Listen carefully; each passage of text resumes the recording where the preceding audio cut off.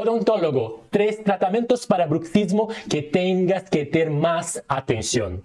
Primero, ajustes oclusales. Los ajustes no son tratamientos indicados para el bruxismo y para la DTM. Hay muchos artículos comprobando que no lo debemos hacer en bruxismo y DTM.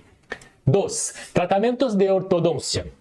Ortodoncia es muy importante para alineamiento de los dientes, para una mejor función mastigatoria, pero todavía hoy no es tratamiento indicado para la DTM y para el bruxismo. 3. La toxina botulínica. Hay algunas indicaciones específicas de la toxina botulínica para el bruxismo.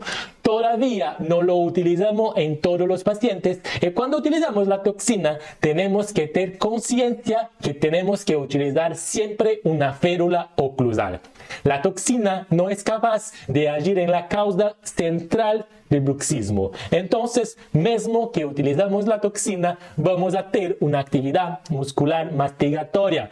Soy André, soy odontólogo, investigador y profesor acá en la Université de París, en Francia. Estoy acá para ayudarte a tener más seguridad en el diagnóstico y tratamiento de bruxismo y de DTM. Sígueme acá para estar más actualizado en estas condiciones.